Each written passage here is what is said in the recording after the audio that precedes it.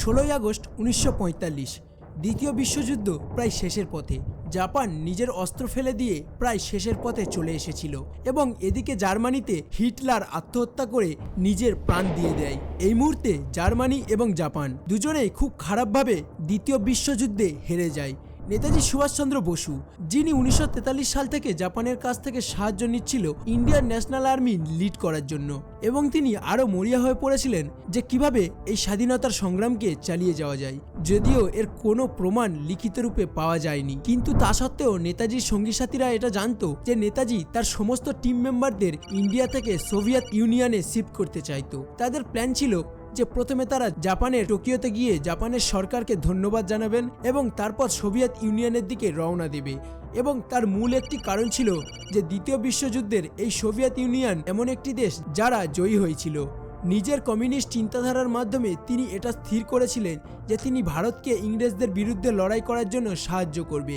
কিন্তু আসল সমস্যাটা হলো যে জাপান সবেই এই যুদ্ধটা হেরেছিল এবং দুটো বড় নিউক্লিয়ার অ্যাটাক হয়েছিল জাপানের হিরোশিমা এবং নাগাসাকির ওপরে। তাই নেতাজির কাছে কোনো প্ল্যান ছিল না জাপানের টোকিও শহরে যাওয়ার জন্য। ঠিক সেই সময় জাপানের এয়ারফোর্স নেতাজিকে টোকিওতে নিয়ে যাওয়ার জন্য এই প্ল্যানটি বের করে, যেটা কিছুটা এমন ছিল যে নেতাজিকে মিৎসুবিশি KY-21 নামে একটি ভারী হাওয়াই জাহাজে বসানো হবে। তাদের প্ল্যান ছিল যে প্লেনটি ভিয়েতনাম থেকে টেক অফ করবে এবং তারপরে এটি যাবে টাইগনের হাইওতে, সেখান থেকে তারা যাবে তাইফাই এবং তারপরে তারা শেষে দাঁড়াবে চাওয়ান মাঞ্চুরিয়াতে এবং তারপরে তারা যাবে তাদের ফাইনাল ডেস্টিনেশন টোকিও জাপানে। কিছু গোপন কারণের জন্য নেতাজি 17 আগস্ট ব্যাংকক থেকে রওনা দেন এবং প্রায় 10:30 নাগাদ ভিয়েতনামের সাইগনে পৌঁছেন। কিন্তু পৌঁছে তিনি জানতে পারেন যে তাদের প্লেনে মাত্র দুজনের বসার জায়গা রয়েছে এবং তিনি তাদের সঙ্গীদের মধ্যে মাত্র একজনকে নিয়েই রওনা দিতে পারবে। এবং সেই মুহূর্তে সেটি জানতে পেরে নেতাজি সিদ্ধান্ত নেয় তিনি তার সঙ্গীদের মধ্যে হাবিবুর রহমানের সাথেই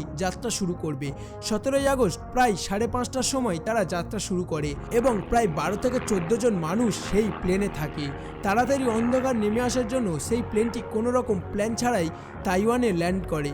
নেতাজি সহ বাকি মেম্বার একটি হোটেলে বিশ্রাম নেয় এবং কিছু ক্রু মেম্বার উড়োজাহাজটিকে হালকা বানাতে চেষ্টা করে। পরের দিন সকালে 18 আগস্ট ঠিক ভোর 5:30টার সময় প্লেনটি আবার যাত্রা শুরু করে। যেহেতু তখন প্লেনটি অনেক হালকা হয়ে গিয়েছিল, তাই তাদের প্ল্যান অনুযায়ী যে স্টপটিতে নামার কথা ছিল পাইলট সেই স্টপটি স্কিপ করে তাদের পরবর্তী স্টপ তাইওয়ান অর্থাৎ বাইপাই শহরে ল্যান্ড করে দুপুর প্রায় 12টার সময়। দুপুরবেলা সমস্ত ক্রু মেম্বাররা এখানে রেস্ট নেয় এবং খাওয়া দাওয়া করে। পাইলট এবং একজন কর্মচারী প্লেনটির টেস্টিং করার সময় দেখতে পায় যে বাম সাইডের ইঞ্জিনে কোনো একটা প্রবলেম হয়েছে, কিন্তু প্লেনের পাইলট সেটাকে না দেখার ভান করে এবং প্লেনে ইঞ্জিনটি সবেই লাগানো হয়েছে একথা বলে সেটিকে উপেক্ষা করে এবং তারা সেটি উপেক্ষা করেই পুনরায় যাত্রা শুরু করে। এবং যাত্রার কিছুক্ষণ পরেই একটি বিশাল বোম ব্লাস্টের শব্দ শোনা যায় এবং দেখা যায় যে নেতাজি সহ সমস্ত ক্রু মেম্বাররা আছড়ে পড়ে মাটিতে। সামনে বসে থাকা পাইলট এবং প্রায় অনেক ক্রু মেম্বারই তৎক্ষণাৎ স্পটেই মারা যায়।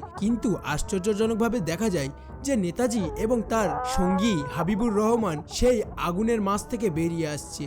নেতাজি তখন পেট্রোলে সম্পূর্ণ জর্জরিত ছিল এবং পেছনের এমার্জেন্সি গেট না খোলাতে সামনের সেই আগুনে ভর্তি দরজা থেকেই তাদের বেরিয়ে আসতে হয়। এবং যেহেতু নেতাজি পেট্রোলে সমস্ত জর্জরিত ছিল, তাই তার দেহে সঙ্গেই আগুন ধরে যায়। হাবিবুর রহমান অনেক চেষ্টা করে সেই আগুন নেভাতে এবং মাত্র 15 মিনিটের মধ্যেই পাশের আর্মি ক্যাম্পের হসপিটালে নেতাজিকে নিয়ে যাওয়া হয় এবং বহু চেষ্টা করার পরেও নেতাজিকে বাঁচানো যায় না এবং নেতাজি সেই হসপিটালেই নিজের শেষ নিঃশ্বাস ত্যাগ করে।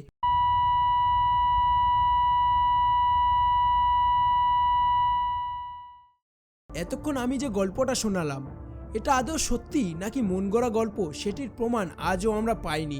অনেক সময় শোনা যায় যে নেতাজি তার গন্তব্যস্থলে পৌঁছেছিল এবং সেখানে ওনাকে বন্দি করে সারা জীবন অত্যাচার চালানো হয় এবং তিনি সেখান থেকে নিজের রূপ বদলে পালিয়ে আসে ভারতে এবং এক বাবার রূপ নেয় যাকে বর্তমানে আমরা গুমনামি বাবা নামে চিনি এবং তিনি তার সারা জীবন নাকি এই বাবা রূপেই কাটিয়ে যান।